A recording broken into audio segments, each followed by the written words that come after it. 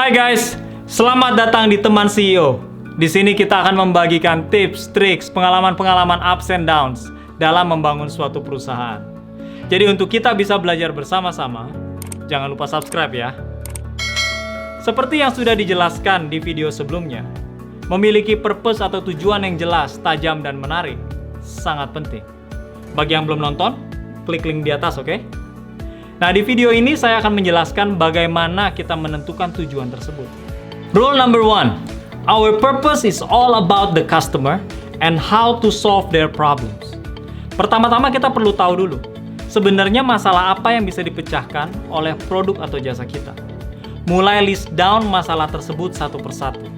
Ambil contoh, kita adalah pemilik perusahaan distributor sayur dan daging. Setelah di list down, berikut masalah yang ditemui. 1. Banyak orang malas keluar rumah untuk cari makan karena macet. 2. Mau masak di rumah juga males, karena untuk beli bahan juga harus tetap keluar rumah, dan untuk masak juga banyak persiapan, seperti harus potong ini, ngulek itu, dan lain-lain.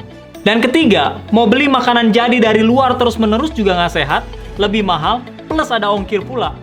Setelah memiliki list tersebut, pertanyaan berikutnya adalah, what do you want to change? Apa yang ingin kamu ubah?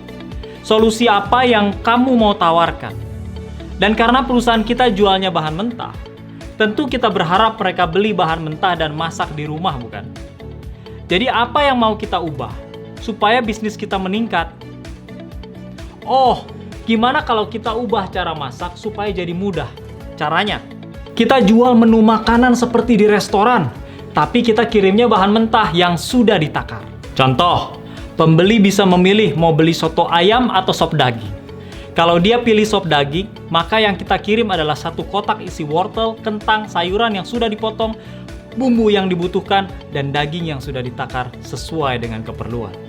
Jadi pembeli tinggal panasin air dan masukkan semua itu sesuai instruksi yang disediakan.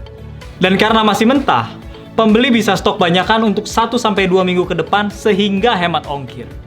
Solusi kan? Langkah ketiga adalah ukur seberapa besar marketnya. 1.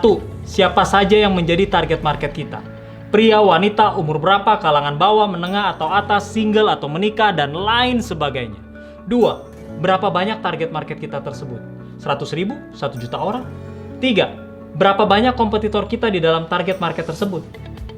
Setelah ketiga langkah di atas, akhirnya tujuan atau purpose dari bisnis kita jadi lebih jelas kan? Nah, biar lebih tajam lagi, buat dalam satu kalimat yang sering disebut dengan purpose statement.